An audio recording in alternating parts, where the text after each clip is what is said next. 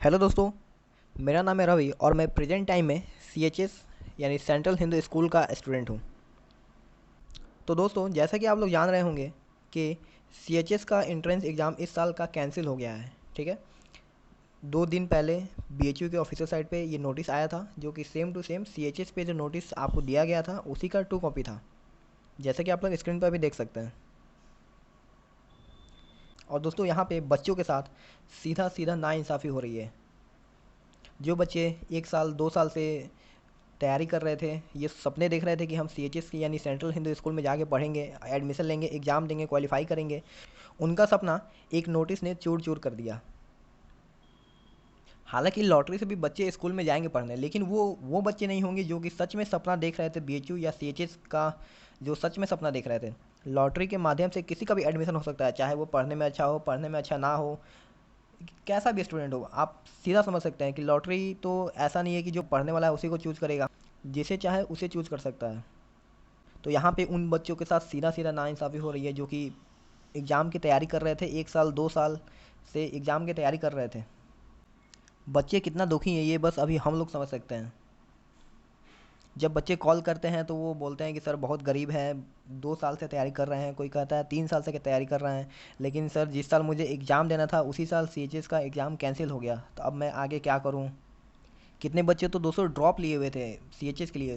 पिछले साल exam cancel हो गया था तो उन लोगों ने ये सोचा था कि अगले साल मैं एग्ज़ाम दूंगा और अगले साल मैं क्वालिफाई कर लूँगा और सीएचएस में जाऊँगा पढ़ने, लेकिन पिछले साल तो मानते हैं कि कंडीशन अच्छी नहीं थी, लेकिन इस साल अगर कंडीशन अच्छी है फिर भी सीएचएस या बीएचयू ने एग्ज़ाम कैंसिल कर दिया है। सोचिए कितना बड़ा नाइंसाफ़ी हो रहा है उन बच्चों के साथ।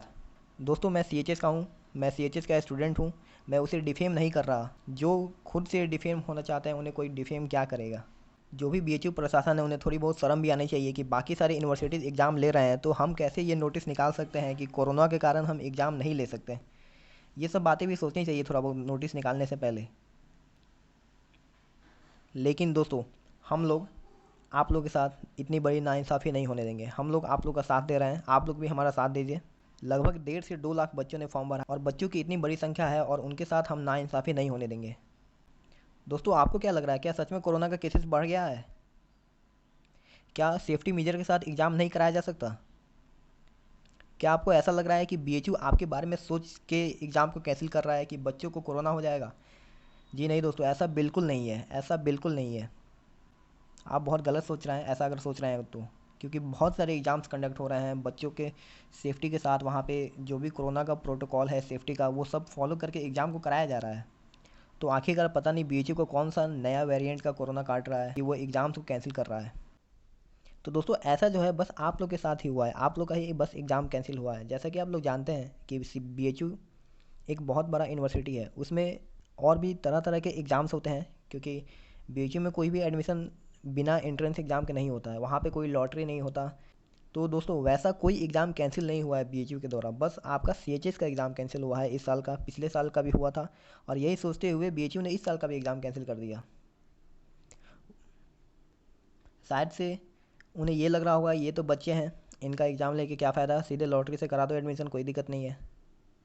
उन्हें क्या फ़र्क पड़ता है कि बच्चे इतने दिनों से तैयारी कर रहे हैं। तो दोस्तों, क्या आपको सच में लगता है कि बीएचयू आपके बारे में सोचते हुए एग्ज़ाम को कैंसिल कर रहा है? बीएचयू को आपकी फ़िक्र है?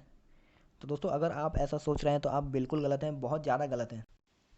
अगर बीएचयू को फ़िक्र होती, अगर बीएचयू को ये लगता कि हाँ बच्चों का भविष्य का सवाल है, बच्चे बहुत साल से तैयारी कर रहे हैं, अगर बीएचयू को ये लगता कि हाँ मैंने अगर पैसा लिया है, बच्चों का फॉर्म फिलअप हुआ है तो मुझे एग्ज़ाम कराना चाहिए, तो कभी वो एग्ज़ाम कैंसिल नहीं करता।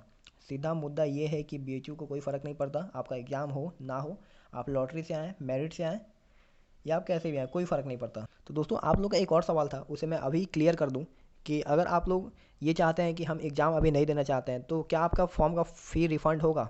इसका सीधा जवाब है नहीं।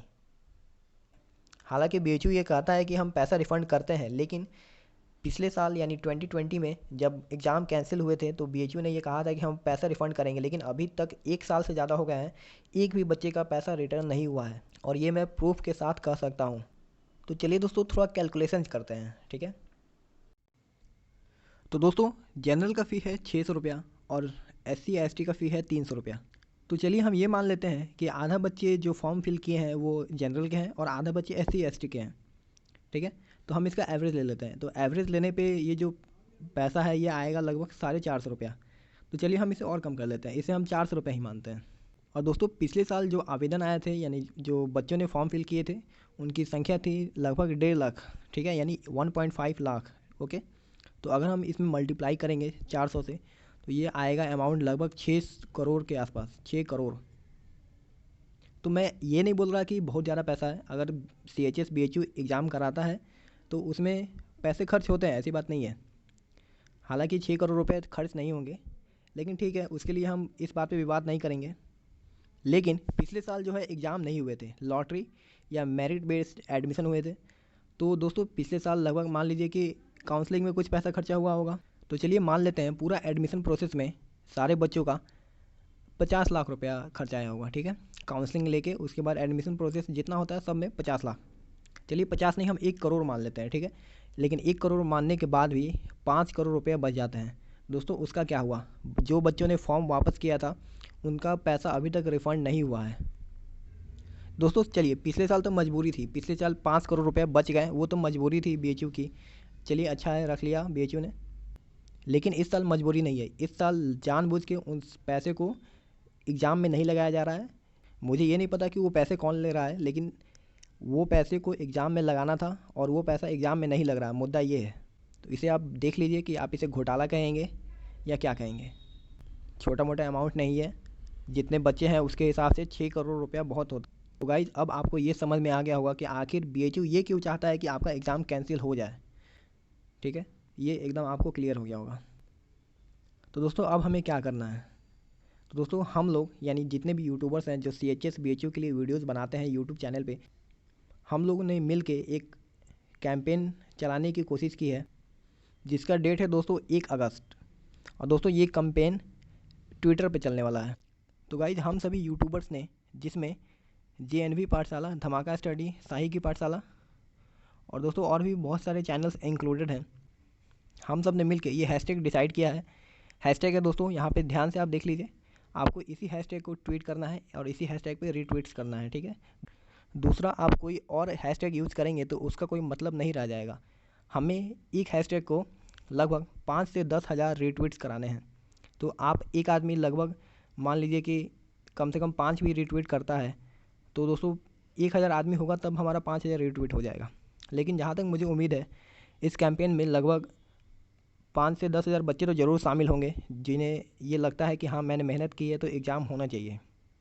तो आप ऐसे अंदाज़ा लगा सकते हैं कि अगर 5 से 10 हज़ार स्टूडेंट हैं तो लगभग 20-30 हज़ार के आसपास रीट्वीट्स हो सकते हैं अगर आप करना चाहें तो, ठीक है।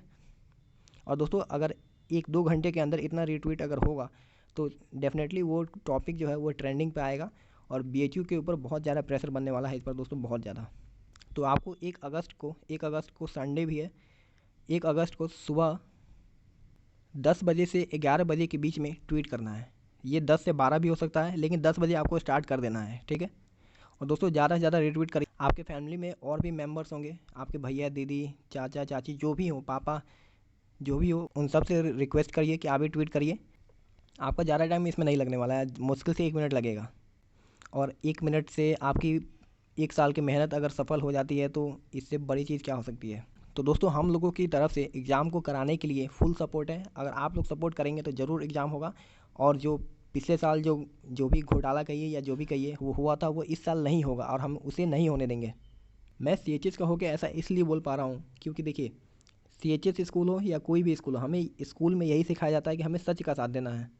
और दोस्तों ये पूरा का पूरा गलत है जो आप लोगों के साथ हो रहा है, ये पूरा गलत है। इसलिए हम गलत का साथ नहीं देंगे कभी भी, हम सच के साथ रहेंगे, चाहे वो अपने ही स्कूल के बारे में ऐसा अगर करना पड़े तो क्यों नहीं। आखिरी में दोस्तों बस एक ही बात कहना चाहूँगा, कोशिश करने वालों की कभी हार नहीं होती। आप लोग कोशिश करिए, आप लोग का एग्ज़ाम BHU ज़रूर लेगा। ध्यान रखिए टाइमिंग 1 अगस्त 10 बजे से लेकर 11 बजे तक आपको ज़्यादा से ज़्यादा रिट्वीट करना है, सबको रिक्वेस्ट करना है कि सारे आएँ और रिट्वीट करें। दोस्तों मिलते हैं अपने नेक्स्ट वीडियो में।